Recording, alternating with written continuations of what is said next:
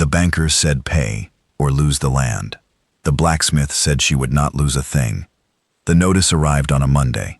It was written on the stationery of the Ridgemont Territorial Bank, in ink that was darker and heavier than ordinary ink, as if the words themselves carried weight, which they did. The notice, which was dated the previous Friday and had been delayed by the mail, informed Mrs. Delachey that the remaining balance on the mortgage held against her 40-acre homestead, 2 miles south of Ridgemont, in the foothills of the Colorado Territory, was past due in the amount of $67, and that if the balance was not paid in full within 30 days, the bank would exercise its right to foreclose, and the property would be sold at auction on the courthouse steps. Della read the notice at the kitchen table. She read it twice, because the first reading did not feel real, and the second reading made it real in a way that settled into her stomach like a stone. $67. The number was precise and mathematical and impossible. Precise because the bank dealt in precise numbers, and impossible because Delachey did not have $67. She did not have $6. She had, in the dented tin behind the flour canister where she kept what little money came in, $3.40 in small coins, which was the sum total of her financial position in the world, and which would not buy 30 days of anything except worry. Her husband, Calvin Shea, had died in March, 3 weeks before the first thaw. He had died of pneumonia, which is to say, he had died of winter, because the pneumonia was nothing more than the winter's final act of cruelty against a man who had spent 4 hard months fighting it with everything he had. Fighting the cold and the snow and the ice on the water troughs and the bitter wind that came down from the mountains every night and through the walls of the house, as if the walls were not there. Calvin had fought the winter with everything he had, and the winter had won, and the winning had left Della with a 40-acre homestead, with a house and a barn and 12 head of cattle and a chicken coop and a root cellar and a mortgage, and no way to pay it, and no one to help her figure out how. She had been managing. Managing is not thriving, and it is not quite surviving. It is the exhausting space between the two, the narrow place where a woman keeps things running, by doing everything herself and doing it badly, and knowing it is badly done but doing it anyway, because the alternative is to stop, and stopping means losing everything. She fed the cattle before dawn and again at dusk. She mended the fences with wire and posts she could barely lift. She hauled water from the creek in buckets that left red marks on her palms. She split firewood. She mucked the stalls. She did everything Calvin had done, and everything she had done, and the doing of both took 16 hours a day and left her asleep at the kitchen table most nights, with her head on her arms and the lamp burning down. She did these things with the grim determination of a woman who has decided that the ranch will not fail while she is breathing, even if the breathing is hard and the ranch is failing anyway, slowly and visibly and without mercy. The banker's name was Harlan Creech. He was a small man with a small mustache and small hands, and a disposition that was also small, narrow and precise, and devoid of the generosity that distinguishes a businessman from a creditor. He had quietly purchased the mortgage from the original lender in Pueblo 6 months before Calvin died, and the purchasing had been strategic, because Harlan Creech purchased mortgages the way a vulture circles a wounded animal, not to help, but to wait, patiently, and with great interest, for the inevitable. The mortgage was worth $67. The land was worth $300. The arithmetic was clear, and the arithmetic favored Harlan Creech. He came to the ranch on the Wednesday after the notice.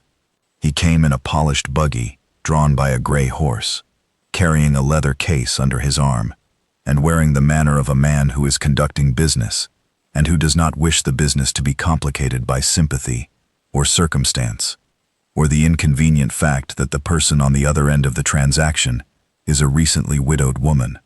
He stood in the dusty yard, and he looked at the house, and the barn, and the cattle, and the woman who was standing on the porch with the notice in her hand, and the expression on her face that people wear when they are looking at the person who intends to take everything from them. "Mrs. Shea," he said, "you have received my notice." "I have." "Then you understand the situation."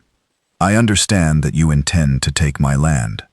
I intend to exercise the bank's legal right to recover its investment. If you can pay the $67, there is no difficulty. You know I cannot pay $67. That is not the bank's concern, Mrs. Shea. The bank's concern is the mortgage. Della looked at him from the porch. She looked at him with the particular cold contempt that a person feels for someone who is technically correct and morally wrong, and who does not see the difference. She did not argue with him. There was no argument to make, no case to plead that would move a man like Creech. The mortgage was real. The debt was real. The $67 was real. The only thing that was not real was the $67 in the tin behind the flour canister, because those $67 did not exist. The blacksmith's name was Orrin Thatcher. He was 36 years old, and he had operated the forge in Ridgemont for 5 years, shoeing horses and mending plows, and fabricating the 100 varieties of iron hardware that a frontier town requires: hinges and brackets and wagon parts, and the occasional gate or fence rail. He was a large man, well over 6 feet, broad and quiet, with hands that were permanently darkened by soot, and a face that was permanently reddened by the heat of the forge, and a temperament that was permanently steady, the temperament of a man who works with fire and iron, and who has learned that both require patience and control. He knew Della Shea because everyone in Ridgemont knew everyone, and because a blacksmith knows the people whose horses he shoes. He knew Calvin had died of pneumonia in March, had attended the funeral with the rest of the town. He knew the ranch was struggling without him. He knew these things the way small-town people know things, not because anyone sits them down and tells them, but because they observe with their own eyes, and the observations accumulate like snow on a rooftop until the picture is clear and heavy and undeniable. He had shod Della's 2 draft horses twice since Calvin's death, and had repaired a broken hinge on her barn door once, and both times she had paid him promptly and in full, in coins counted out carefully from a small leather purse, and the slow, careful counting out had told him everything about her financial situation that the counting was designed to conceal.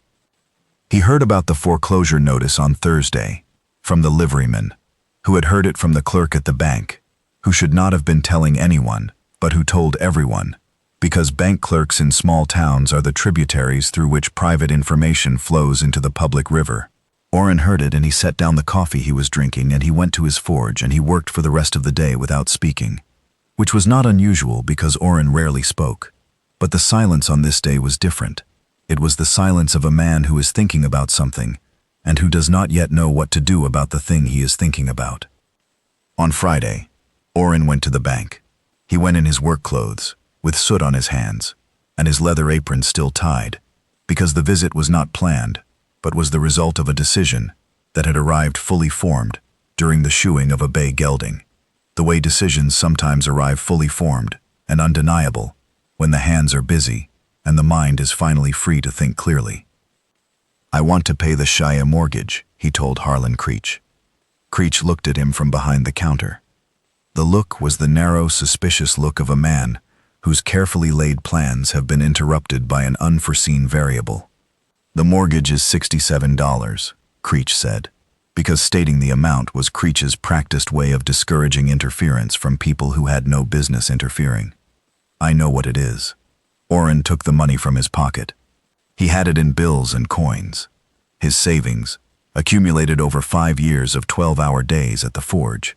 Money he had set aside over careful years, for a purpose he had not yet identified, and had not expected to identify in the doorway of a bank on a Friday afternoon. The purpose had identified itself.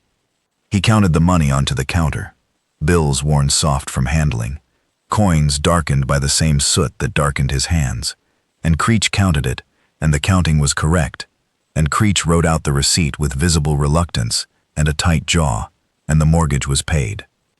Orrin did not tell Della. He did not tell her because telling her would make the act a transaction, and a transaction implies an exchange, and an exchange implies that something is expected in return, and Orrin Thatcher did not expect anything in return. He had paid the mortgage because the mortgage was wrong, not legally wrong, but morally wrong, a mechanism by which a small man with a small mustache and a polished buggy intended to take a working ranch from a grieving widow for 1/5 of its value, and the wrongness of it was intolerable to a man who had spent his life working with iron, because iron is honest and straightforward, and Harlan Creech was neither of those things. Della found out 2 weeks later. She went to the bank on a Wednesday morning to discuss the terms, to ask for an extension or a payment plan, to negotiate, to do whatever a person does when they are facing a foreclosure and have no money and no options and nothing to bring to the negotiation except the willingness to beg. Creech told her, with visible annoyance, that the mortgage was paid in full. He told her who had paid it. He told her with an irritation that was visible because the paying of the mortgage had cost him a $300 property, and the irritation of a man who has lost a profit is a particular and lasting irritation. Della left the bank and walked directly to the forge at the south end of Main Street. Orrin was at the anvil, shaping a horseshoe, as he was most hours of most days. The steady ring of the hammer on the hot iron filled the small dark shop, and the heat from the forge filled the air with the smell of hot iron and coal, and Della stood in the doorway and waited for him to finish, because a person does not interrupt a blacksmith at the anvil, for the same reason that a person does not interrupt a river, any more than a person interrupts a surgeon at the table. He finished. He set the shoe in the water, and the water hissed, and the steam rose, and he set down the tongs and turned to her, and his face was the face it always was, steady and calm, and slightly reddened, and betraying nothing of the interior life that had led him to spend his savings on a stranger's mortgage. "You paid my mortgage," she said. "Yes." $67. "Yes." "Why?" Orrin looked at her. He looked at her with the directness that was his only mode of expression, the directness of a man who has never learned how to be indirect and who has never seen the point of it. "Because Creech was going to take your land, and I did not want him to take your land. That is not an explanation. It is the only one I have. You spent 5 years of savings on a woman you barely know. I know you well enough. I have known you well enough for a long time." Della stood in the doorway of the forge. The heat from the fire was on her face, and the sound of the cooling shoe was still in the air, and the words he had said, "I know you well enough," were sitting between them with a weight that was disproportionate to their simplicity, the way a well-made horseshoe is disproportionately heavy for its size, small and dense and functional and absolutely necessary. "I will pay you back," she said. "There is no need. There is a need. I will not owe anyone anything, not Creech and not you. Then pay me back, but not because you owe me. Pay me back because it gives you a reason to come to the forge." Della looked at him. The look was the look of a woman who has just heard something she was not expecting, and who is trying to decide whether the unexpected thing is welcome, and the deciding took only a moment, because the answer was visible in the steadiness of his face, and the soot on his hands, and the horseshoe cooling in the water, and the $67 of a blacksmith's careful savings that he had counted onto Creech's counter, without a moment of hesitation, and without expecting anything in return. "I will come to the forge," she said. She came every Saturday. She brought payments, small amounts, never more than $1 or $2 at a time, counted out from the slowly growing earnings of the ranch that was no longer in danger of being taken from her. She brought the payments in an envelope, and she stayed. She stayed while Orrin worked, watching the iron change shape under the hammer the way clay changes shape under a potter's hands, watching the sparks fly from the anvil and scatter across the stone floor like orange stars, watching the man who had saved her ranch without asking for anything do the work that defined him. The staying became the reason for the coming, and the coming became a habit, and the habit became a need, and the coming became the center of her week, and the center of her week became quietly, and without announcement, the center of something larger that neither of them named, but both of them understood. On the day she made the final payment, $67, paid over 11 months in installments that Orrin had never once counted, and never tracked, and never mentioned, she set the last handful of coins on the scarred wooden workbench, and she looked at him across the workbench, and she said, "The debt is paid." "Yes," Orrin said. "So I no longer have a reason to come to the forge." "No," he said. And then, with the directness that was his only language, "But I would like you to come anyway." Della smiled. It was the first real smile she had smiled at the forge, and possibly the first genuine smile she had produced since March, since the funeral, since the notice, since the world had rearranged itself into a shape she did not recognize. "I know," she said. "That is why I am here. That is why I have been here every Saturday for 11 months. Not the debt. You.